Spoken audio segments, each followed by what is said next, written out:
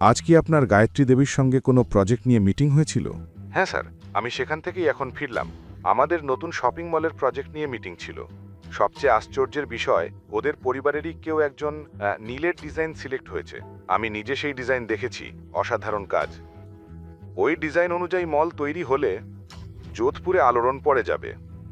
অভিনব হাসিমুখে কথাটা শেষ করল, কিন্তু অন্য প্রান্তে গৌতমের কোনো উত্তর আসলো না। ফোনের নীরবতায় অভিনবের শরীর ঘামে ভিজে গেল। স্যার, কি হয়েছে?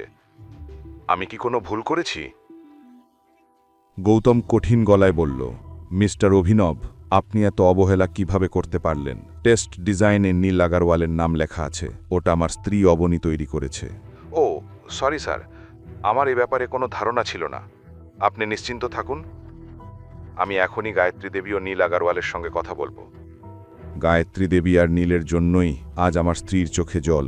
আমি এই অবহেলা কোনোভাবেই সহ্য করব না। ওদের পাশাপাশি যারা যারা এতে জড়িত, তাদের সবাইকে যত দ্রুত সম্ভব খুঁজে বের করুন।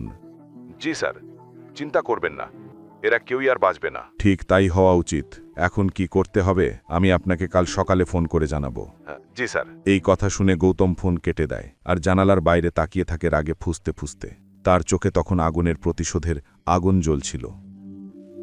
গায়ত্রী দেবী, এখন দেখো আমি কি করি। এখন আর সহ্য হবে না তোমার ইচ্ছে মতো চলা। অবনীর চোখে যে জল এসেছে তার দাম তোমাকে দিতেই হবে। দেখতে দেখতে রাত হয়ে গিয়েছিল। খাওয়া দাওয়া করে গীতার অনিল তাড়াতাড়ি ঘুমিয়ে পড়েছিল, কিন্তু অবনীর চোখে তখনও ঘুমের নামগন্ধ ছিল না। গৌতমও তাকে অস্থির দেখে ঘুমোতে পারছিল না। কষ্টে সষ্টে রাত কাটানোর পর সকালে গৌতম অবনীকে অফিসে নামিয়ে দিয়ে চলে গেল। এর আগেও গৌতম বহুবার অবনীকে আগরওয়াল গ্রুপে নামিয়ে দিয়েছে, কিন্তু আজ তার আসার কারণটা ছিল অন্য। সকালে ঘুম থেকে উঠেই সে অভিনবকে পুরো পরিকল্পনা বুঝিয়ে দিয়েছিল, যে পরিকল্পনা অনুযায়ী আজ আগরওয়াল গ্রুপে সবকিছু ঘটতে যাচ্ছিল। অফিসে এসে গৌতম গাড়িটা পার্কিংয়ে রাখল আর একদৃষ্টে বিল্ডিংটার দিকে লাকিয়ে রইল। অবনী তখন পার্কিংয়ের পাশে রাখা একটা টেবিলের দিকে গেল, যেখানে ৪০-৪৫ বছরের এক বুড়ো বসেছিল। এর আগেই গৌতম গাড়ি থেকে নেমে অবনীর কাছে যেতে পারত। তার ফোন বেজে উঠল। স্ক্রিনে অভিনব গুপ্তার নাম দেখে সে কল রিসিভ করল আর অবনীর দিকে তাকিয়ে রইল। স্যার, অফিস পৌঁছে গেছি। আপনার বলা নাটক শুরু হতে আর বেশি দেরি নেই। অভিনব, খেয়াল রেখো কারো যেন আমার উপর সন্দেহ না হয়। স্যার, আপনার বলা প্রতিটা কথা আমি ভালো করে বুঝে নিয়েছি। Trust me, I will not let you down. Good. এরপর গৌতম সঙ্গে সঙ্গে কলটা কেটে দিল আর গাড়ি থেকে নেমে অবনীর দিকে তাকিয়ে রইল। অবনীর মুখে তখনও গায়ত্রী দেবীর ভয় স্পষ্ট ছিল।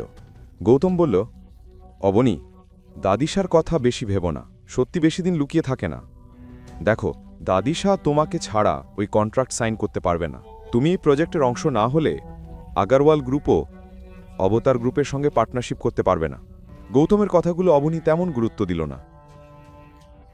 এর আগে সে কিছু বলার আগেই সামনে থেকে নীল আসতে দেখা গেল। নীল এসে অবনীর দিকে মাথা থেকে পা পর্যন্ত তাকাল।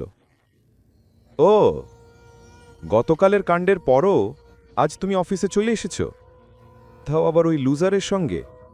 কি দেখছ? নিজের বসের সামনে এত অহংকারে দাঁড়িয়ে থেকো না। বস তুমি? নিজের মুখ আয়নায় দেখেছ কোনো দিন? বেশি কথা বলো না। এখনো কন্ট্রাক্ট সাইন হয়নি, তাই বেশি ভেসে বেরিও না, নাহলে মুখ থুবড়ে পড়বে। এ কথা শুনে নীল চশমা খুলে গৌতমের চোখে চোখ রেখে তাকিয়ে রইল। এই যে এসেছে আমার বোনকে ন্যায় দিতে তার অকর্মা স্বামী। নীল বলল, তোমার কথায় ভয় লাগছে, তুমি জানো আমাকে। চিন্তা করো না, কন্ট্রাক্ট তো সাইন হবেই, তাকে কেউ থামাতে পারবে না। চেয়ারম্যান আসছেন, সব ফর্মালিটি হয়ে যাবে। এ কথা বলে সে অবনীর দিকে তাকিয়ে হেসে বলল, তোমার ডিজাইনের জন্য থ্যাংক ইউ। এ কথা শোনা মাত্র গৌতমের ধৈর্যের বাঁধ ভেঙে গেল। সে নীলের কলার ধুয়ে ফেলল। অবনী সঙ্গে সঙ্গে গৌতমকে পিছিয়ে দিল। সে জানত নীল কত বড় গুন্ডা। নীল পিছিয়ে এসে নীলের জামা ঠিক করল আর হেসে অফিসের ভেতরে ঢুকে গেল। গৌতম একদৃষ্টে তাকিয়ে রইল তার পিছু পিছু। আর কিছুক্ষণের মধ্যে অবনীর সঙ্গে সেও ভিতরে ঢুকে গেল। আগারওয়াল গ্রুপের ভেতরে ঢুকেই গৌতম ওয়েটিং রুমে গিয়ে বসে পড়ল, আর অবনী কনফারেন্স রুমের দিকে রওনা দিল, যেখানে আজ নীলের কন্ট্রাক্ট সাইন হতে যাচ্ছিল। কন্ট্রাক্ট সাইন হওয়ার আনন্দ গায়ত্রী দেবীর মুখে স্পষ্ট দেখা যাচ্ছিল।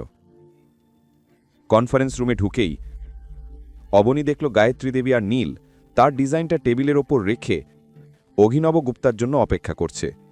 টেবিলের চারপাশে অফিসের আরও অনেকে বসেছিল, কিন্তু আজ অবনীকে বসার অনুমতিও দেওয়া হয়নি। সে চুপচাপ এক কোণে গিয়ে দাঁড়িয়ে রইল। পরের কাহিনী জানতে দেখতে থাকুন পরবর্তী এপিসোডগুলো শুধুমাত্র পকেট এফএম ইউটিউব চ্যানেলে।